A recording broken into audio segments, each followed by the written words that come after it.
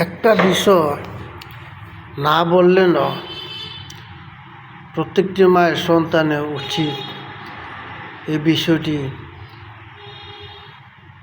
সমাজের সাথে শেয়ার করা। বিষয়টি হলো, এই যে দৌলতদিয়া ফেরিঘাটে যে একটি ভয়াবহ দুর্ঘটনা হয়ে গেল, এটি নিয়ে কিন্তু সারা দেশবাসী, সারা বিশ্ব জুড়ে কিন্তু আলোড়ন সৃষ্টি করেছে। খুবই মর্মাহত সেই দৃশ্যটি। একটি ছেলে, সে ছাত্রে উঠে মানুষের কাছে সে বলতেছে যে আমার মা আমাকে বাস থেকে পানিতে ছুঁড়ে ফেলায় আমি ছাত্রে কোনো রকমে উপরে উঠতে পেরেছি, কিন্তু আমার মা সে বাস থেকে আসতে পারেনি। দেখুন, একটি সন্তানের তার আবেগময় একটি বার্তা সারা দেশে পরিচয় কিন্তু নাড়া দিয়েছে। দেখুন,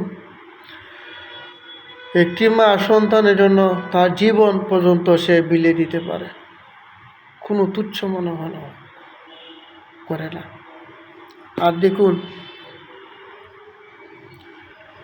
আমার সমাজে আনাচে কানাচে অবহেলিত মা বাবারা কতটা কষ্টে মানবতার জীবনযাপন করতেছে, আমরা স্বচক্ষে দেখতেছি, কিন্তু কিছু করতে পারি না। আমাদের সমাজের মানুষ ভালো বিষয়টা নিয়ে খুবই কম প্রচার করে, খুবই কম প্রতিবাদ করে, কিন্তু আজ তারা দেখুন নিজের সন্তানের জন্য জীবন দিল। সারাটা জীবন কত কষ্ট করে সন্তানকে লালন পালন করেছেন, বড় হয়ে সেই সন্তান হয়ে যায় বউর গুলামি, বউর রক্ষক হয়ে যায়।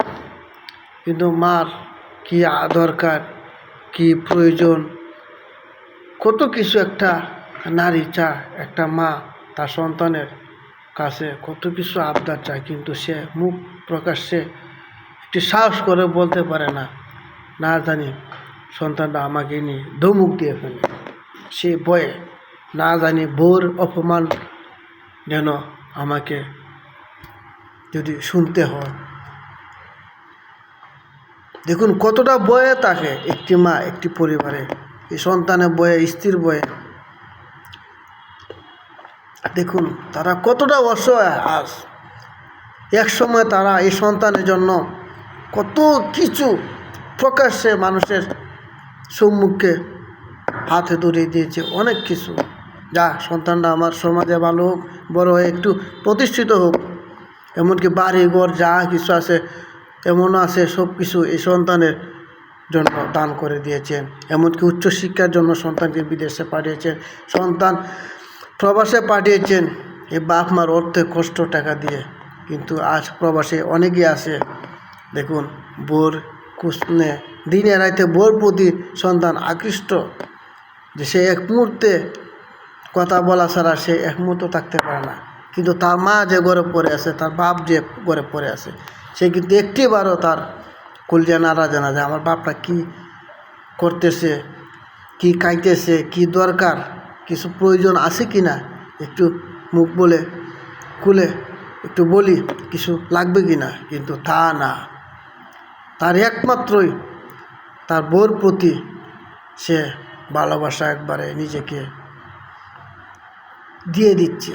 বউ তোমার কিছু লাগলে বলো, এই সে কত কিছু, এমনকি দেখা যায় সব কিছু প্রাধান্য বউর প্রতি সে সবসময় দাবিত হয়। এটা কি ভাই? হ্যাঁ, এটা কি? এটা আসলে ভাই মোটো ঠিক নয়, এটা আল্লাহ নারাজ হবে।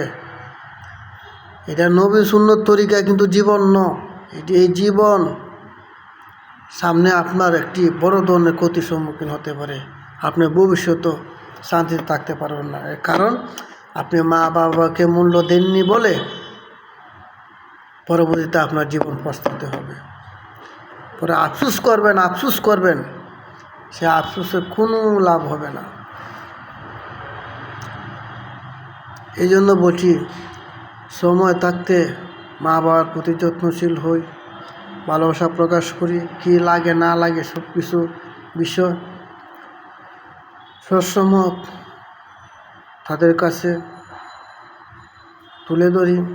দেখুন, ছেলেটি বারবার বলতেছে সে জীবন মৃত্যুর মুখ থেকে বাঁচিয়ে আসার একমাত্র কারণ হলো সে তার মার কারণে সে এখনো বেঁচে আছে। মা হিসেবে কিন্তু চাইতে পারতো যে সন্তানকে রেখে মা বেরিয়ে আসতে পারতো, কিন্তু মা তা না করে সন্তানকে পানিতে ছুঁড়ে ফেলে দিয়েছে, এই জন্য যাতে আমার সন্তানরা সাঁতরে উঠতে পারে। কিন্তু মা কিন্তু ভিতরে রয়ে গেল, বাসের ভিতরে মার জীবন নিজেই দিয়ে দিল এই সন্তানের জন্য। এখন সে ছেলেটি আত্মহারা হয়ে গেছে, মা মা বলে চিৎকার করে কাঁদতেছে এখন পর্যন্ত। সে দৃশ্যটি সারা বাংলাদেশের মানুষের হৃদয় ভূকম্পিত প্রকার আকার ধারণ করছে বর্তমান।